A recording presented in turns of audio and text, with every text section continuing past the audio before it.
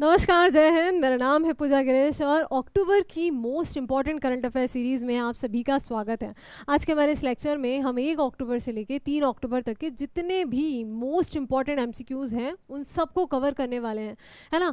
फिर चाहे वो सरस्वती सम्मान से संबंधित हो या एशिया कप T20 से संबंधित हो या फिर वर्ल्ड एथलेटिक्स चैम्पियनशिप से संबंधित हो या फिर मेडागास्कर जो भी अंतर्राष्ट्रीय स्तर पर बहुत ज़्यादा सुर्खियों में है उसके बारे में हो, है ना। भारत की रैंकिंग के बारे में हो, जितने भी इंपॉर्टेंट डेज हैं उनको कवर करेंगे, अपॉइंटमेंट्स को कवर करेंगे और भी इंपॉर्टेंट फैक्ट्स। ठीक, तो चलिए शुरुआत करते हैं विथ डिटेल्ड डिस्क्रिप्शन।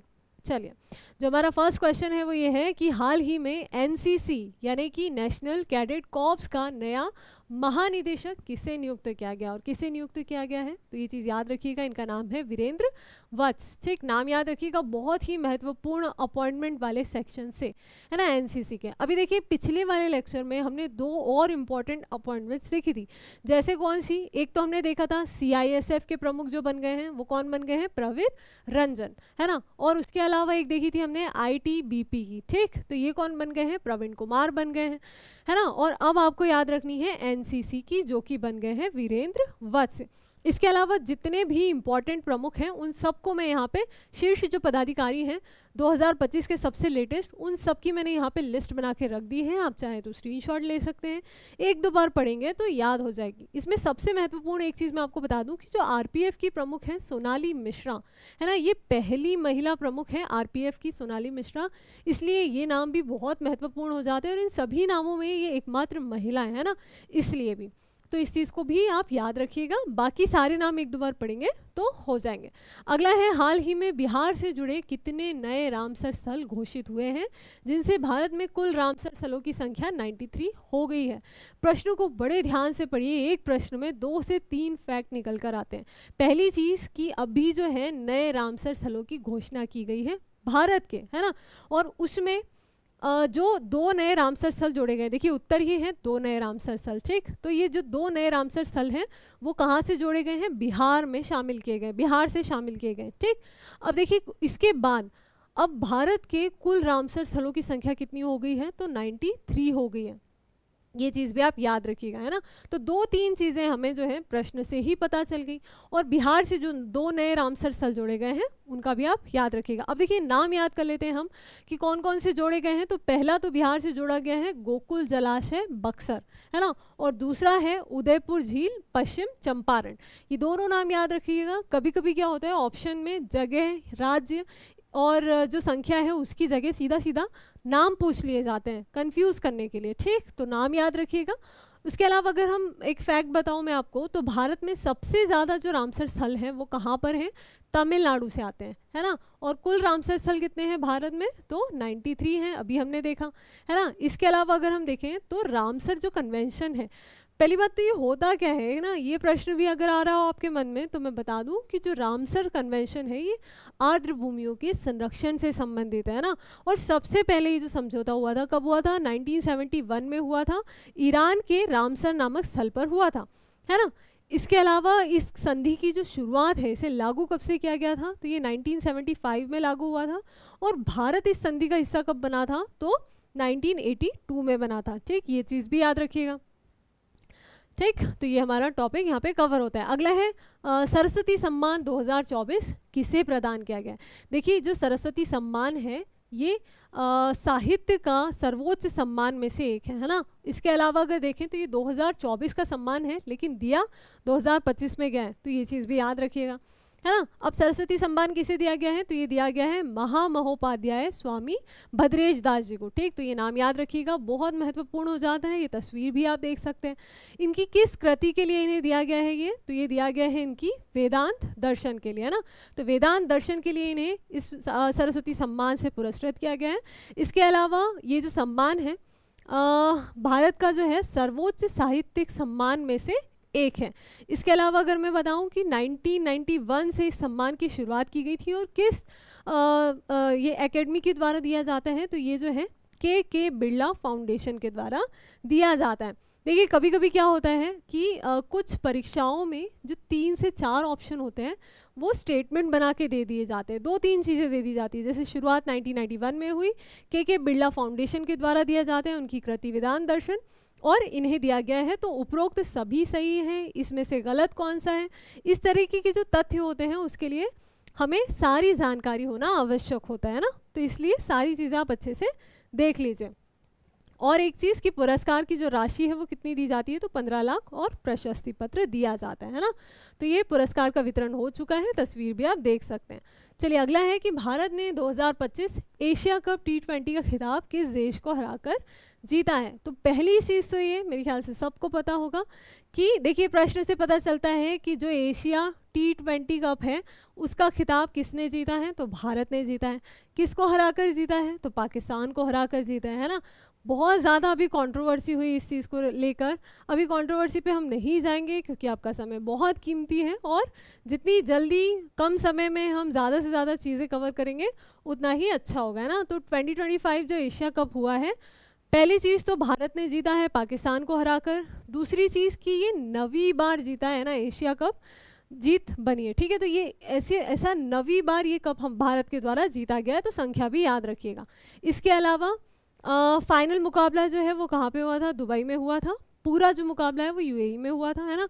और ट्रॉफी को लेकर विवाद भी हुआ था, ठीक। चलिए तो ये आप तस्वीर भी देख सकते हैं ट्रॉफी जीतने के बाद। अगला है दुग्ध उत्पादन में भारत की विश्व में क्या रैंक है ना। और क्या रैंक है, दुग्ध उत्पादन की बात हो रही है यहाँ पे, ठीक। तो भारत की विश्व में जो है वो प्रथम स्थान है, फर्स्ट रैंक है। और जब भी भारत की अंतर्राष्ट्रीय स्तर पे अगर किसी चीज़ में फर्स्ट, सेकंड, थर्ड रैंक होती है तो वो चीज़ अपने आप महत्वपूर्ण हो जाती है। यहाँ तो फर्स्ट रैंक है ना, तो ये चीज़ याद रखिएगा दुग्ध उत्पादन में, है ना। चलिए अब अगर मैं बात करूँ कि कुछ तथ्य बता देती हूँ मैं यहाँ पे कि भारत जो है विश्व का लगभग 25% से अधिक दुग्ध का उत्पादन करता है ना। और 2023-24 के आंकड़ों के हिसाब से 239.3 मिलियन टन दर्ज किया गया है दुग्ध उत्पादन, ठीक। तो ये चीज़ भी याद रखिएगा। और वार्षिक वृद्धि दर जो है लगभग 4% रही है। हालांकि ये आंकड़े इतने महत्वपूर्ण नहीं है, आपको रैंकिंग याद रखनी है ना। चलिए अगला है विश्व तीरंदाजी पैरा चैंपियनशिप 2025 में गोल्ड मेडल किसने जीता और दुनिया की नंबर 1 तीरंदाज को हराया। तो किसने जीता है ये, पहली बात तो ये कि जो विश्व तीरंदाजी पैरा चैंपियनशिप 2025 है इसका आयोजन कहाँ पे किया गया, तो दक्षिण कोरिया में किया गया, साउथ कोरिया में किया गया, ठीक। पहला तथ्य। दूसरी चीज़ कि ये जो चैंपियनशिप हुई है उसमें जिसने भी जीता है भारतीय खिलाड़ी ने, उसने विश्व की दुनिया की जो नंबर 1 तीरंदाज है उसको हरा करके ये खिताब अपने नाम किया। अब तस्वीर देखकर मेरे ख्याल से आप नाम पहचान गए होंगे, ये नाम है शीतल देवी का, है ना। बहुत ही प्रतिभावान और उम्दा खिलाड़ी है ये, ठीक। तीरंदाजी क्या है, आर्चरी की प्लेयर है ना। और इन्होंने जीता है ये, तो ये जो प्रतियोगिता है इसमें गोल्ड पदक जीता है इन्होंने। और किसको हराकर जीता है उनका भी नाम जान लीजिए। तो जो प्लेयर थी वो टर्की की थी, उनको हराकर, और उनका नाम क्या है, उनका नाम है ओज़नूर, ठीक। ओज़नूर, ठीक, ये नाम है उनका। टर्की की प्लेयर थी ये और उनको हरा करके इन्होंने स्वर्ण पदक जीता है। अब कुछ इंपॉर्टेंट तथ्य जान लें कि ये कहाँ पे हुआ था, तो ग्वांगजू में हुआ था दक्षिण कोरिया में, और 22 से लेकर 28 सितंबर 2025 के बीच में ये हुआ है। प्रतिभागियों की संख्या की बात करें तो कुल 239 एथलीट्स इसमें शामिल हुए थे और 47 देशों ने इसमें भाग लिया था और उसमें इन्होंने जो है वो गोल्ड मेडल जीता है। चलिए ये तस्वीर भी आप देख सकते हैं पदक लेते हुए। चलिए अगला है राष्ट्रीय लता मंगेशकर सम्मान 2024 जो है वो किसे प्रदान किया गया है और किस क्षेत्र में उनके योगदान के लिए। तो पहली बात तो ये कि किस क्षेत्र में योगदान के लिए, तो सीधी सी बात है अगर लता मंगेशकर जी के नाम पर दिया जा रहा है तो संगीत के क्षेत्र में, है ना। तो हम अगर एलिमिनेट हमें करना हो तो हम देख सकते हैं, लेकिन अगर क्योंकि यहाँ पे सब में सिंगिंग बताया गया है ना, एलिमिनेशन के लिए हमें ये चीज़ नहीं बताई गई है, तब हमें ऑप्शन पता होना बेहद ज़रूरी है। और ये दिया गया है सोनू निगम को, है ना, प्लेबैक सिंगिंग के रूप में, ठीक है, प्लेबैक सिंगर के रूप में दिया गया है। इसके अलावा देखिए ये जो है मध्य प्रदेश सरकार के द्वारा दिया जाता है राष्ट्रीय लता मंगेशकर सम्मान। और अभी उनका 28 जो सितंबर है इनका जन्मदिवस था, 28 सितंबर को इनकी जयंती भी कहा जा सकता है। तो उस तिथि को याद करने के लिए प्रत्येक वर्ष ये जो है पुरस्कार दिया जाता है। और कहाँ पर, तो जो इंदौर है वहाँ पे इस समारोह का आयोजन किया जाता है ना। तो किसे दिया गया है, सोनू निगम को प्लेबैक सिंगर के रूप में दिया गया है। और अगर कुछ और इम्पॉर्टेंट तथ्य की बात करें तो ये जो सम्मान है ये मध्य प्रदेश सरकार के द्वारा संगीत के क्षेत्र में उत्कृष्ट योगदान के लिए दिया जाता है। कब, 28 सितंबर 2025 को इंदौर में ये दिया गया है।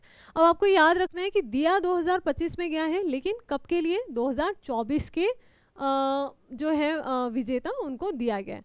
ठीक, किसको, सोनू निगम को। तो ये चीज़ याद रखिएगा। अगला है टाटा मोटर्स के नए प्रबंध निदेशक और मुख्य कार्यकारी अधिकारी यानी कि सीईओ के रूप में किसे नियुक्त किया गया है ना, किसके, टाटा मोटर्स के। तो ये नाम आपको याद रखना है, ये है शैलेश चंद्र, ये नाम याद रखिएगा। ये तस्वीर भी आप देख सकते हैं। अपॉइंटमेंट से एक और महत्वपूर्ण प्रश्न हो गया। ठीक, इससे पहले हमने कौन सा देखा था, एनसीसी का।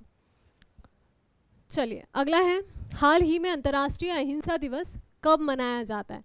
अहिंसा की बात हो रही है, अंतर्राष्ट्रीय अहिंसा, तो सीधी सी बात है 2 अक्टूबर गांधी जयंती के दिवस पर मनाया जाता है। गांधी जी के जो भी उनके सिद्धांत थे, जैसे अहिंसा, सत्य, ठीक, उन सब के अंतर्राष्ट्रीय स्तर पर प्रसार के लिए अंतर्राष्ट्रीय अहिंसा दिवस के रूप में मनाया जाता है 2 अक्टूबर को। और 2 अक्टूबर को गांधी जयंती के साथ साथ ही लाल बहादुर शास्त्री जी की जयंती भी हम सेलिब्रेट करते हैं। ठीक, तो ये चीज़ भी याद रखिएगा। ठीक, तो ये है इंटरनेशनल नॉन वायलेंस डे। देखिए इसकी शुरुआत जो है वो कब की गई थी, 2007 में की गई थी। यूनाइटेड नेशन की जनरल असेंबली यानी कि संयुक्त राष्ट्र महासभा के द्वारा इसे घोषित किया गया था। कब, 2007 में। ये चीज़ याद रखिएगा। कभी कभी सन पूछ लिया जाता है कि जो है अंतर्राष्ट्रीय योगा दिवस को मनाने की शुरुआत कब से की गई थी, है ना। अंतर्राष्ट्रीय जो अहिंसा दिवस है उसको मनाने की शुरुआत कब से की गई थी। तो हमें कुछ महत्वपूर्ण तथ्य जो हैं वो पता होना चाहिए। ठीक, ये चीज़ याद रखिएगा। उद्देश्य क्या है, तो वैश्विक स्तर पर अहिंसा, शांति और सहिष्णुता और मानव अधिकारों को बढ़ावा देना है। ठीक, इसके अलावा अगर थीम देख लें हम, थीम बहुत इंपॉर्टेंट होती है। तो थीम क्या है, थीम है non violence, the path to peaceful coexistence. ठीक, अहिंसा, शांतिपूर्ण सहअस्तित्व का मार्ग, ये इसकी थीम थी 2025 की। चलिए अगला है, विश्व पर्यटन दिवस कब मनाया जाता है। तो विश्व पर्यटन दिवस की बात हो रही है और ये मनाया जाता है प्रत्येक वर्ष 27 सितंबर को। ठीक, तो ये चीज़ याद रखिएगा। अब देखिए इससे जो है united nation world tourism organisation के द्वारा स्थापित किया गया था और कब, 1979 से इसको मनाने की शुरुआत की गई थी। और इस बार की जो थीम थी वो थीम क्या रही है, तो थीम है टूरिज्म एंड ग्रीन इन्वेस्टमेंट, है ना। इसका उद्देश्य है पर्यटन के जरिए हरित निवेश और सतत विकास को बढ़ावा देना। देखिए पर्यावरण जो है वो हमारे लिए एक सबसे बड़ा मुद्दा बन चुका है और जलवायु परिवर्तन सबसे बड़ी चुनौती। ठीक, तो जो पर्यटन है ना, उसको अंतर्राष्ट्रीय स्तर पे हरित पर्यटन के रूप में और हरित निवेश और सतत विकास के रूप में इसे प्रसार करना ये बहुत महत्वपूर्ण हो गया है ना। तो जितने भी दिवस मनाए जाते हैं उनके पीछे का जो एजेंडा होता है वो बहुत डीप होता है और उसी से संबंधित उसकी थीम होती है। ठीक, तो ग्रीन इन्वेस्टमेंट, टूरिज्म, ये इसकी थीम रखी गई है। अगला है, विश्व रेबीज दिवस कब मनाया जाता है और कब मनाया जाता है रेबीज दिवस, तो ये मनाया जाता है प्रत्येक वर्ष 28 सितंबर को। ठीक, ये चीज़ याद रखिएगा। अब देखिए 28 सितंबर को ये एक चीज़ और याद रखिएगा कि लता मंगेशकर जी का जो है जन्मदिवस भी आता है और लता मंगेशकर पुरस्कार का वितरण किया जाता है। ये चीज़ होगी। दूसरी चीज़, अगर विश्व रेबीज़ दिवस की बात हो रही है तो रेबीज़ के बारे में भी जान लिया जाए कि रेबीज़ क्या होता है। तो रेबीज़ जो होता है एक विषाणु जनित रोग होता है। ठीक, विषाणु से होने वाला एक वायरस होता है रेबीज़, और इसके अलावा ये किससे होता है, तो कुत्तों के काटने से होता है ना। ये आप देख सकते हैं रेबीज़। वर्ल्ड रेबीज़ डे इसीलिए मनाया जाता है कि रेबीज़ के प्रति जागरूकता फैलाई जाए, क्योंकि अभी देखिए कुछ दिनों पहले क्या हुआ था, कबड्डी के एक प्लेयर थे ब्रजेश सोलंकी नाम था उनका। ठीक, उनको महज 22 साल के थे, वो कबड्डी के खिलाड़ी थे और एक कुत्ते के काटने से उन्हें रेबीज़ हो गया। तो उन्हें पता भी नहीं चला कि उन्हें रेबीज़ हो गया और लगभग जुलाई के आसपास जो है उनकी मृत्यु हो गई।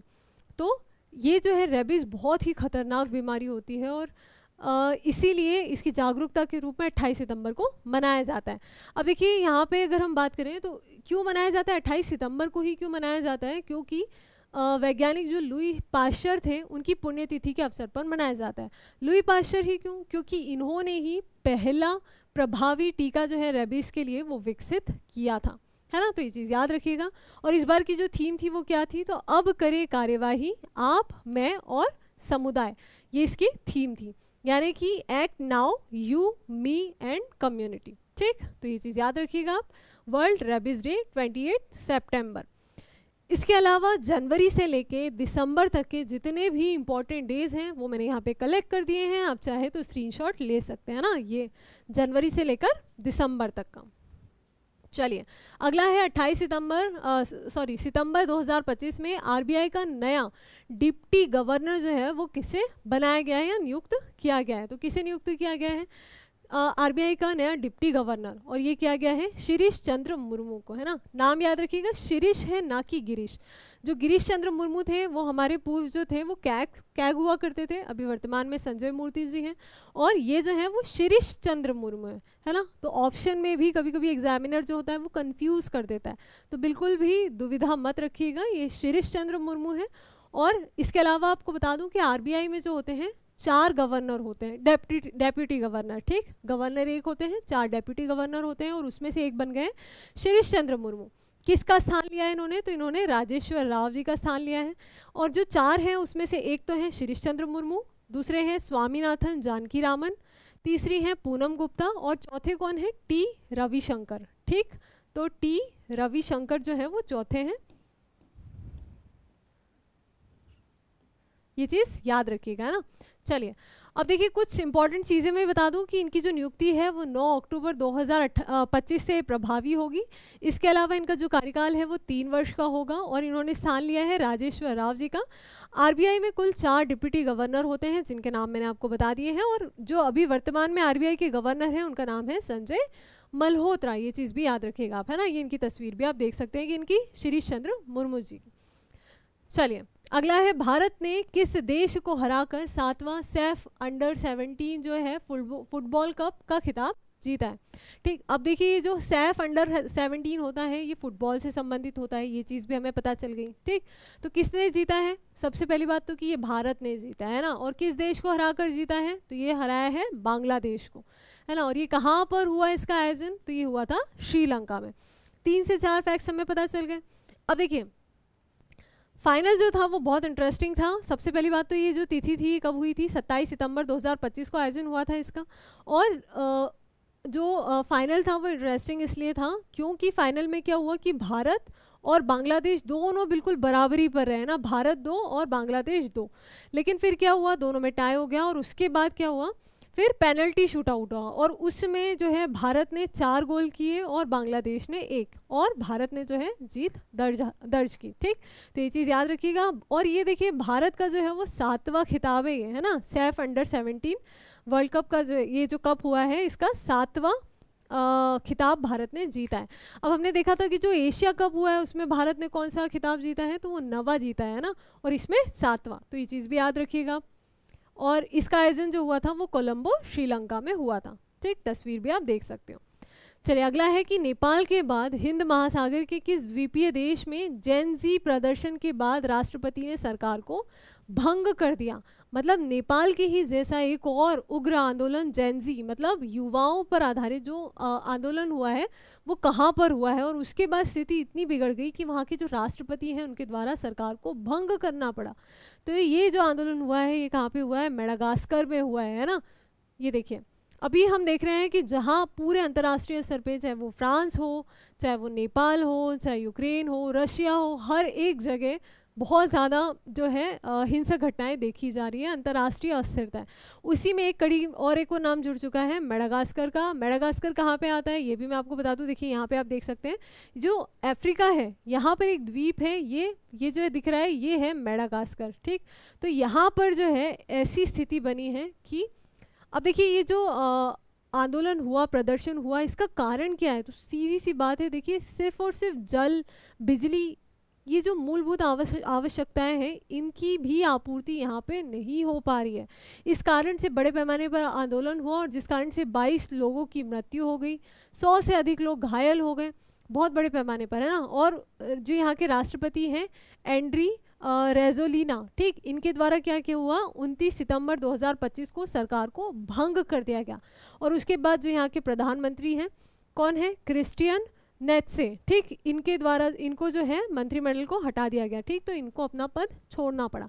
तो देखिए एक और चीज़ हमें पता चलती है कि बहुत जल्द हमें मेडागास्कर के नए प्रधानमंत्री देखने को मिलेंगे, है ना, तो उनका भी नाम हमें याद करना पड़ेगा। ठीक, चलिए तो आगे बढ़ते हैं। अब हम अगला प्रश्न है कि हाल ही में भारत के किस क्षेत्रों को यूनेस्को के विश्व जैव मंडल रिजर्व नेटवर्क में शामिल किया गया है ना, तो किस क्षेत्रों को किया गया है, तो ये किया गया है शीत मरुस्थल, जो कि कहाँ पे आता है, तो ये आता है हिमाचल प्रदेश में।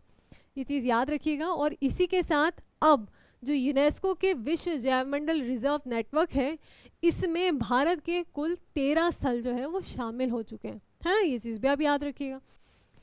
अब देखिए यहाँ पे मैं बता दूँ आपको कि ये जो शीत मरुस्थल है, ठीक, ये जो शीत मरुस्थल है इसका जो क्षेत्रफल है वो कितना है, 7,770 वर्ग किलोमीटर में फैला हुआ है ये। और इसके अंतर्गत एक तो पिन वैली नेशनल पार्क आता है, चंद्रताल, है ना, सरचू और किब्बर वाइल्ड लाइफ सेंचुरीज इसमें शामिल है। और ये जो है बहुत ज़्यादा जैव विविधता यहाँ पे पाई जाती है, और सिर्फ जीव जंतुओं की नहीं बल्कि पेड़ पौधों की जैव विविधता हर तरीके से, है ना, पक्षियों की। तो यहाँ पे लगभग 655 तो औषधीय पौधे पाए जाते हैं, 17 स्तनधारीय प्रजातियाँ पाई जाती हैं, जैसे कि हिम तेंदुआ जो है वो बहुत ही दुर्लभ होता है, जो कि यहाँ पर देखा जाता है ना। उसके अलावा हिमालयन जो भेड़िया हो गया, 119 पक्षी प्रजातियों का ये घर है ना, आप देख सकते हैं यहाँ पे बहुत जैव विविधता है, इसीलिए यूनेस्को के द्वारा जो है इसे शामिल किया गया। अब कब किया गया है, तो इसकी स्वीकृति जो है वो 38वीं जो बैठक हुई थी आईसीसी की, उसमें 26 से 28 सितंबर की जो चाइना में हुई थी, ठीक, उसमें ये निर्णय लिया गया हांगझो चीन की बैठक में। और अब इसके साथ ही यूनेस्को के विश्व जैवमंडल रिजर्व नेटवर्क में भारत के कुल 13 स्थल जो हैं वो शामिल हो गए। तो ये जो इतने इम्पॉर्टेंट तथ्य थे वो सब हमने जान लिए। चलिए अगला है, हाल ही में भारत के पेट्रोलियम एवं प्राकृतिक गैस मंत्रालय ने किस स्थान पर पहली बार प्राकृतिक गैस की खोज की घोषणा की है ना। तो ये एक ऐसा स्थल है जहाँ पर पहली बार प्राकृतिक जो है गैस की खोज की गई है। और कौन सा स्थल है, तो ये है अंडमान सागर, है ना, यहाँ पर। अब देखिए यहाँ पे आप तस्वीर में भी देख सकते हैं, ये देखिए इस तरीके से जो अंडमान निकोबार का क्षेत्र है, यहाँ पे जो अंडमान सागर है, कितनी दूरी पर देखिए जो अंडमान सागर है वो श्री विजयपुरम जो कुआं है ना, अंडमान द्वीप समूह के पूर्वी तट से लगभग 17 किलोमीटर दूर स्थित यहाँ पर धरती के भीतर जो है प्राकृतिक गैस की खोज की गई है। अब देखिए प्रारंभिक परीक्षण में ऐसा मतलब ये आया है कि लगभग 87% यहाँ पे मीथेन की उपस्थिति दर्ज की गई है। और इसी के साथ जो है यहाँ ये जो खोज है ये भारत की ऊर्जा सुरक्षा को मजबूत करेगी, है ना, तो ये चीज़ हमने याद कर ली। अगला है, हाल ही में भारत के जो अटॉर्नी जनरल हैं उनके रूप में किसे दोबारा नियुक्त किया गया है। यहाँ पे किसकी बात हो रही है, अटॉर्नी जनरल की। अब देखिए अटॉर्नी जनरल की नियुक्ति हुई है लेकिन किसी और की नहीं, जो पहले थे उन्हीं को पुनर्नियुक्त किया गया है, उनका कार्यकाल जो है वो बढ़ा दिया गया है। और कौन है, तो आर वेंकट रमनी, है ना, ये नाम याद रखिएगा, आर वेंकट रमनी ही हमारे अटॉर्नी जनरल है ना। और अटॉर्नी जनरल जो है इनका जो उल्लेख मिलता है हमारे संविधान के 76 आर्टिकल में मिलता है, तो ये चीज़ भी याद रखिएगा, है ना। पॉलिटी से भी बहुत इंपॉर्टेंट एक सेक्शन हो चुका है ये, तो इसके बारे में भी आप अलग से पढ़ लीजिएगा। चलिए ये तस्वीर भी आप देख सकते हैं। अब देखिए जो अटॉर्नी जनरल हैं इनको फिर से जो इनका कार्यकाल जो बढ़ाया गया है वो 1 अक्टूबर 2025 से बढ़ा दिया गया है। और कब तक रहेंगे, तो 2027 तक रहेंगे, ठीक। तो एजी अटॉर्नी जनरल का ये नाम आप याद कर लीजिए, 2027 तक यही नाम रहने वाला है ना। चलिए अगला है कि ये जो है आर्टिकल 76 के तहत राष्ट्रपति के द्वारा इनकी नियुक्ति की जाती है, ये चीज़ भी याद रखिएगा। अब ये क्या काम होता है इनका, तो ये जो होते हैं, सबसे पहली बात तो ये जो भारत सरकार के सर्वोच्च विधि अधिकारी होते हैं, है ना। कि जितने भी कानूनी मामलों में चाहे वो सुप्रीम कोर्ट से संबंधित हो, है ना, जो भी कानूनी मामले होते हैं उसमें भारत सरकार को सलाह देने का कार्य करते हैं, ठीक। तो ये चीज़ भी याद रखिएगा, सुप्रीम कोर्ट की ओर से या फिर उच्च न्यायालयों में जो भी कानूनी मामले आते हैं उसमें भारत सरकार को सलाह देते हैं। और इनकी नियुक्ति राष्ट्रपति के द्वारा की जाती है। कार्यकाल की बात करें अगर, तो इनका कोई निश्चित कार्यकाल नहीं होता है, क्योंकि सरकार के सलाहकार होते हैं विधिक मामलों के, तो इसलिए जब तक सरकार रहती है तब तक ये रहते हैं। जब भी सरकार भंग होती है या फिर सरकार जो है नई सरकार बनती है, तो इनका पद जो है वो अपने आप स्वतः ही समाप्त हो जाता है। ठीक, तो इच्छा, राष्ट्रपति की इच्छा पर निर्भर होता है ये चीज़। चलिए अगला है, हाल ही में किसे change maker of the year पुरस्कार से सम्मानित किया गया और किससे किया गया है? तो ये जो है DRDO को किया गया है। अब देखिए ये जो change maker of the year सम्मान है ये प्रत्येक वर्ष दिया जाता है उस संस्था को या उस व्यक्ति को जो एक चेंज करता है भारत के लिए, है ना। और DRDO जो है वो भारत की जो डिफेंस सिस्टम है उसमें बहुत अहम भूमिका निभाई है DRDO ने, इसीलिए ये पुरस्कार जो है change maker of the year DRDO को दिया गया है इस वर्ष, है ना। अब देखिए इसके बारे में अगर हम देख लें, पहले DRDO के बारे में जान लेते हैं कि DRDO की स्थापना 1958 में भारत सरकार के द्वारा की गई थी, जिसका मुख्यालय कहाँ पे है? न्यू दिल्ली में है। और जो इसके प्रमुख हैं, जो इसके अध्यक्ष हैं वो डॉक्टर समीर V कामत है ना। इसके अलावा अगर हम देखें इस पुरस्कार के बारे में, तो ये उन संगठनों को दिया जाता है जिन्होंने भारत की राष्ट्रीय सुरक्षा और समृद्धि में महत्वपूर्ण योगदान दिया हो। और आपने देखा है कि DRDO जो है वो लगातार भारत की जो डिफेंस सिस्टम है उसके लिए एक बहुत ही महत्वपूर्ण योगदान दे रहा है। और ये जो समारोह है इसका आयोजन कहाँ पे हुआ? तो मुंबई में हुआ था। ठीक, ये चीज़ भी याद रखिएगा। अब देखिए DRDO जो है उसका फुल फॉर्म में जान लीजिए कि defence research and development organisation. कभी कभी परीक्षा में फुल फॉर्म पूछ लिया जाता है। ठीक, चलिए अगला है, हाल ही में विश्व पैरा एथलेटिक्स चैंपियनशिप 2025 का आयोजन कहाँ किया गया? किसका? विश्व पैरा एथलेटिक्स चैंपियनशिप 2025। और इसका जो आयोजन है वो भारत में किया गया है, पहली चीज़ तो सबसे महत्वपूर्ण। दूसरी चीज़ कि कहाँ पे किया गया? नई दिल्ली में किया गया है। अब देखिए भारत में पहली बार आयोजन किया गया है, इनफैक्ट भारत ही नहीं पूरे एशिया में पहली बार विश्व पैरा एथलेटिक्स चैंपियनशिप का आयोजन किया गया है, इसलिए बहुत ज़्यादा महत्वपूर्ण हो जाता है ना। तो ये चीज़ याद रखिएगा।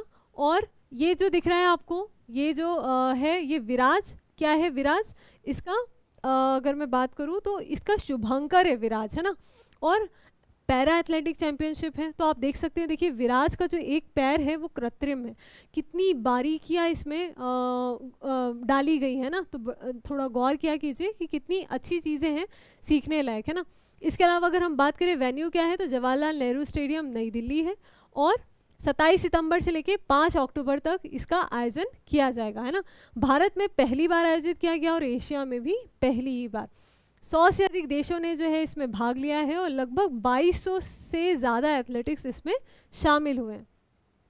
इसी के साथ कुल 184 प्रतिस्पर्धाएं इसमें शामिल की गई हैं और कुल अभी तक जो है भारत ने, अभी जो लास्ट मैंने शामिल किया था उसमें 9 पदक जो है वो भारत जीत चुका है। इसके लिए कितने टोटल जीते हैं उसके लिए हम अलग से एक लेक्चर बनाएंगे। ठीक, तो शुभंकर कौन सा है? तो शुभंकर का नाम है विराज।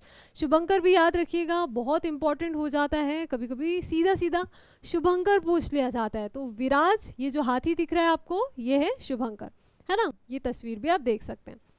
चलिए अगला है, हाल ही में भारतीय चैम्बर ऑफ कॉमर्स ICC का नया अध्यक्ष किसे नियुक्त किया गया है? क्या है? चैम्बर ऑफ कॉमर्स का नया अध्यक्ष।